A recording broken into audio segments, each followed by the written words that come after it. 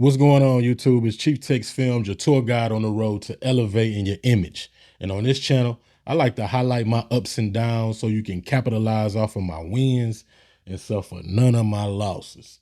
All right, man. Today we're gonna talk about why I'm iPad only, and I'm gonna show you my workflow. All right, first things first is lightweight. I just sold my MacBook and got the iPad again because it's so lightweight and so easy to work with. Now, I got the Magic Keyboard with it, and this, hey man, you know these Magic Keyboards expensive. I got the Magic Keyboard, but I don't even like using that, man. I really like using it like this, just pulling it off and doing what I got to do.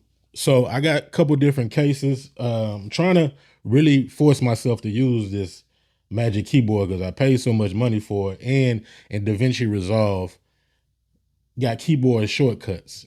I don't like editing this style with DaVinci on the iPad. I really like just using the pen, the pencil. I really like using the Apple Pencil because it just gives you a different feel. I feel like it's a quicker, faster workflow with me just, with the pen instead of on the keys. If I wanted the keys, I'd have kept the MacBook. So it's a toss up. If I'm gonna keep it 100 with you, if DaVinci find a way that I can just use the pencil without using the keyboard, I get rid of the keyboard and just use my OtterBox on the iPad, which I still might do, man.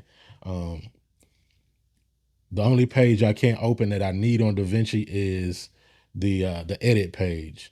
I can edit on the cut page. I just haven't forced myself to learn that yet. So I don't know. Maybe I force myself to learn that and I don't need this anymore. It's just a different feel. It's the reason why I switched to iPad, because everything is right there and it's lightweight, compact. I can get to my emails. I can get to my Google Drive. I can get to everything I need all in one device, which you can with the MacBook. But man, let's be real. When you out and about, you're not just gonna pop open the MacBook, man. I can just pull this out of my bag at any time and just get to work versus the MacBook. Ain't nobody popping open no MacBook in all situations, man. I can keep this on me. I can shoot something, edit it, and then send it off to deliver with my Google Drive and all of that, man. So I'm really trying to streamline and be a minimalist. That's the reason why I switched my desk to this setup. The setup before, I had the speakers, the monitors, and everything that everybody say you need. It didn't work for me, man, because I really don't like sitting behind this desk. And then when I'm shooting the talking heads, I gotta move all that stuff out of the way. It was just too cumbersome. I'm realizing with minimalism, if it stays set up, then I'm quicker to sit down and talk to y'all and get these videos out. But to set this up today, it took me an hour. It took me an hour to set these two lights up, move everything off of my desk, set up the mic, it just took too long to get to this point. And by that time, I'm done. I don't want to shoot no video no more. So this way I can, it's always on my mind and I can just press record and go from there. Same thing with the iPad, man. Everything is right there. I don't have to search for stuff, man. I got the 256 gig 256 gigs storage on here. And really, I bought one. This is an iPad Air. I bought one, but it was only 64 gigs. So I gave the 64 gig one to my daughter, and I got this one. She cracked it. So it's a crack on here. Y'all gonna have to deal with that until I can upgrade. I want to upgrade to maybe the M4 MacBook Pro in the future. I don't know, but this iPad Air the processor has never been an issue for me. Like whatever I needed to do is knocked out the park with no problem. It's the M1 processor in the iPad Air 5. So it's all, it's capable to do any and everything I need done, man. I really want to start getting into the Fusion page in DaVinci. So we gonna test the limits and see if it can handle that. But other than that, man, I probably won't upgrade for a while. You know what I mean? When you're doing minimalism, that's one of the things that I'm realizing is been an issue for me, man.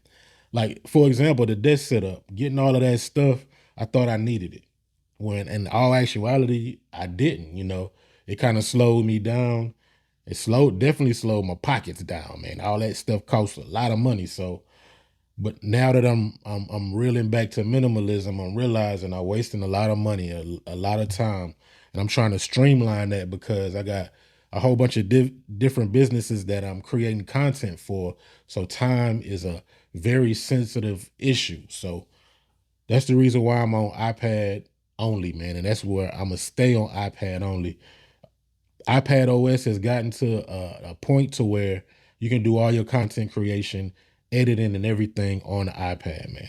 So the workflow for 2025, I know this is the part that y'all been waiting for, man. I had to get all of the housekeeping out of the way, but this is the point where most of y'all probably clicked on the video. My editing workflow for 2025 is take the picture with the Panasonic G7, import it through the Panasonic imaging app, and then from there, I go to Lightroom, put my Lightroom presets on there, and then from there, I go to Photoshop to edit all of the blemishes and stuff like that. So, and even you know, editing, I ain't gonna lie to you, man. I shoot video and picture, and editing on the picture editing on the iPad is way better, easier, and faster on the iPad than it is on the MacBook.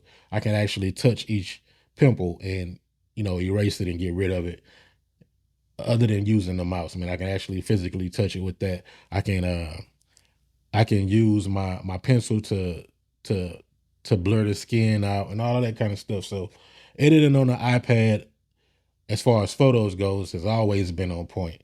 So that's not the issue. So we go from the Panasonic G7 to the imaging app to Lightroom for iPad, and then we go into Photoshop for iPad, and then we go into Google Drive to send it off to the client, and we done. It's a done deal.